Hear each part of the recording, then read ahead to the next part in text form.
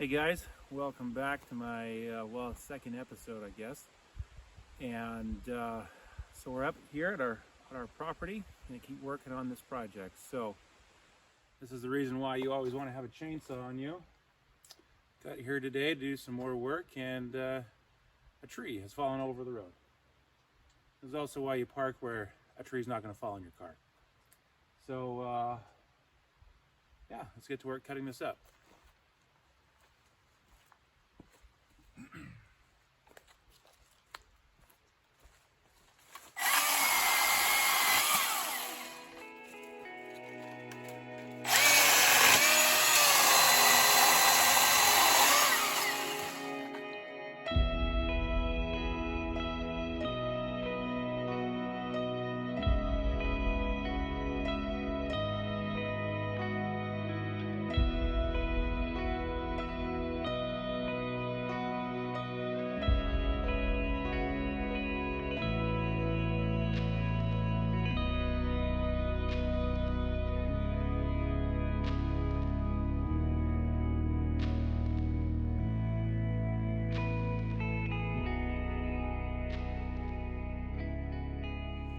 Well, with the tree out of the way and a jacket chain, because I was getting way too hot.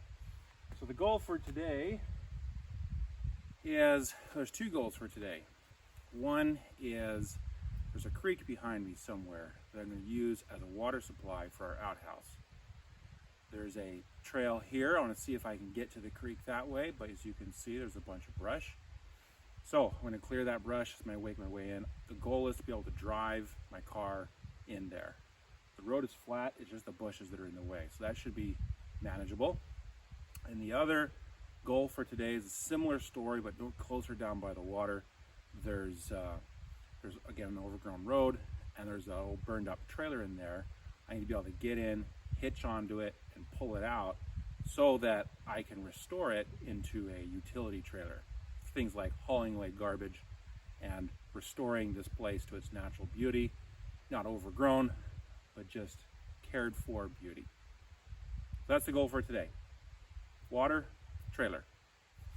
So what I'm using, I'm not a channel that gets any kind of sponsors, so this is not a sponsored product, but it is an awesome product.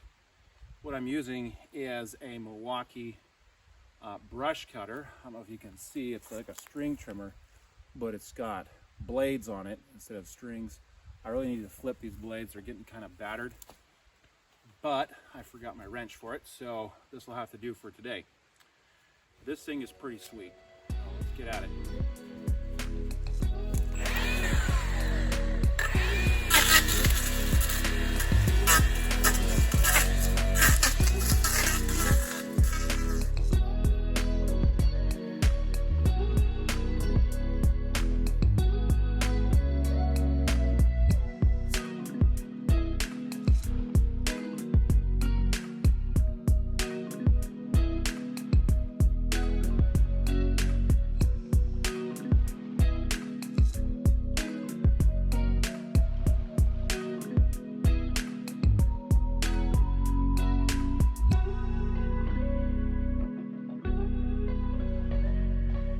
Well, scope change just a little bit. There's a bunch of logs and stuff on the ground that wasn't as obvious through the when I was looking through the bushes. I knew there was a couple, but I thought maybe I'd just push them out of the way. But I'm not going to be able to drive down there today. However, it's not very far walk, so it's all cleared up. I can walk through there without getting all tangled up in blackberry bushes. Let's go see what we got. I'm sure we're going to need some more cutting, but that's what this thing's for. So we'll see what we got. I scoured up and down the hill, and honestly, everywhere it's too low except for right here by the road that I can find. So plan B, cut into these bushes, expose the other end of the culvert, see if I can find a nice sort of flat plateau-y area or somewhere where I can put a veranda box and have water going into it. I don't want it too flat, but I don't want it too steep either.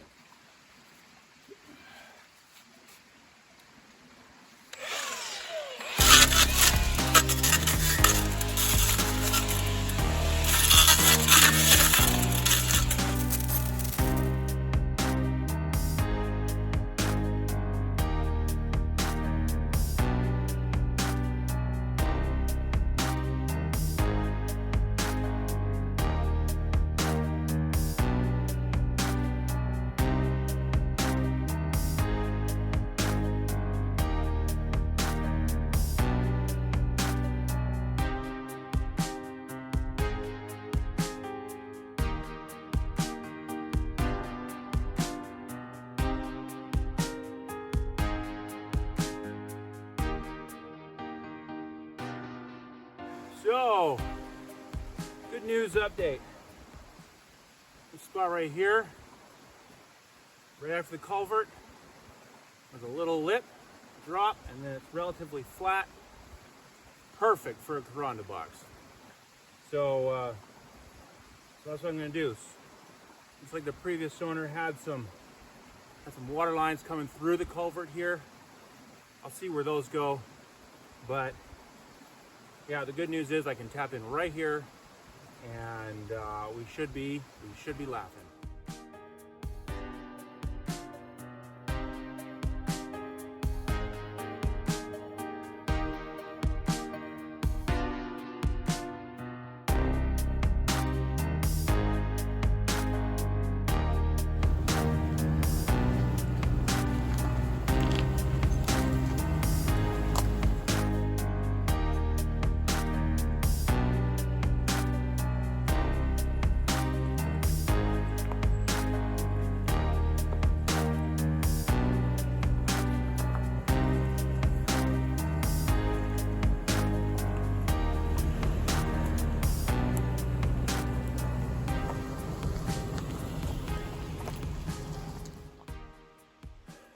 This is one of the many perks of this place.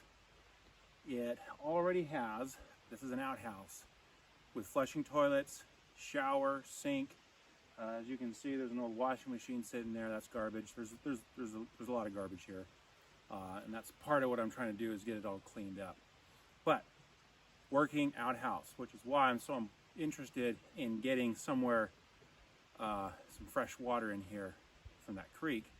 Is this used to be hooked up to the creek, but there's a forest fire long ago, and while the outhouse didn't burn, the incoming water line did, which I'm guessing are those water lines that we saw up there. So what I'll probably do is shorten those water liners, cut it right up my property line, tie it into a Caranda box, find out where the forest fire got it down this way, and then replace that line. I should have flushing toilets here again, which would be awesome.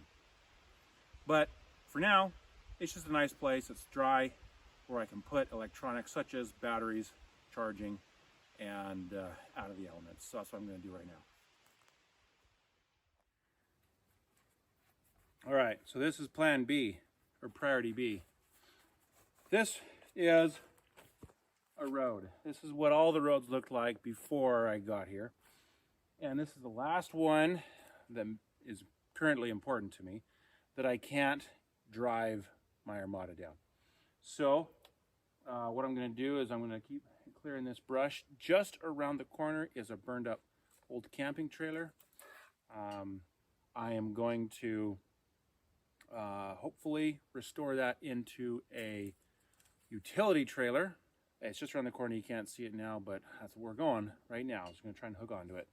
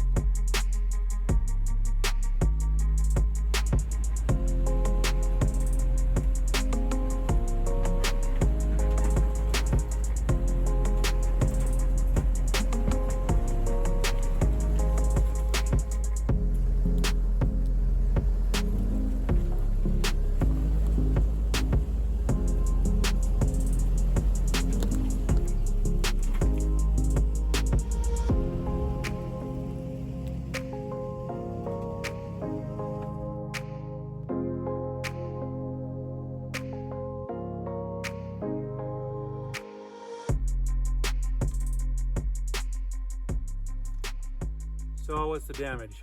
Well, I always knew it was gonna be pretty bad, right? Honestly, this stuff, I'm not worried about at all. This is all trash, it's all gonna go. The part I'm worried most about is, looks like the axles did in fact get burned up, which means I might have to buy a whole new axle system. And there is some parts of the frame that is bent. Now this was burned, that steel was exposed to a lot of temperature. So I'm gonna try and do a little bit of work to it, just kind of, you know, take it a little ways and see what I uncover. That'll be for another day. Today I just wanted to inspect it.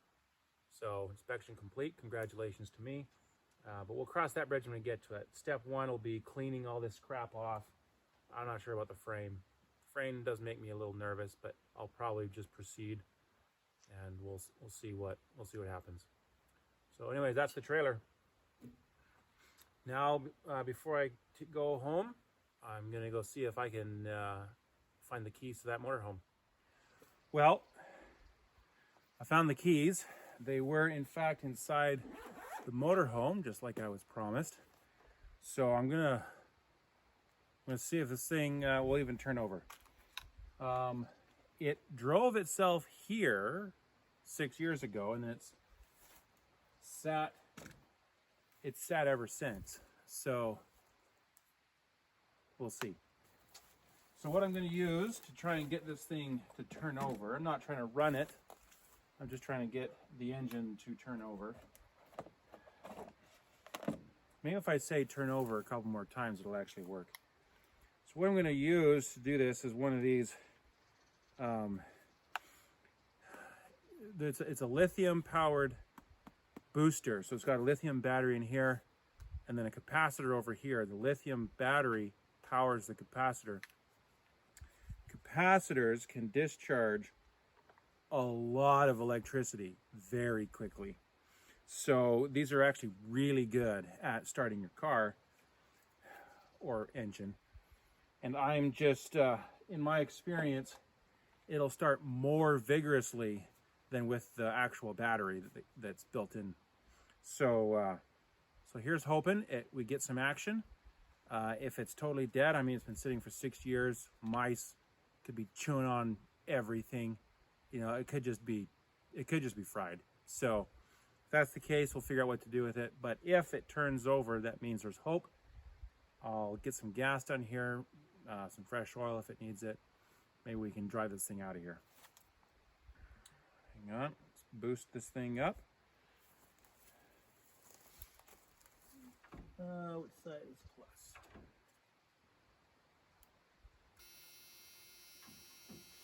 Holy crap, I can hear things happening.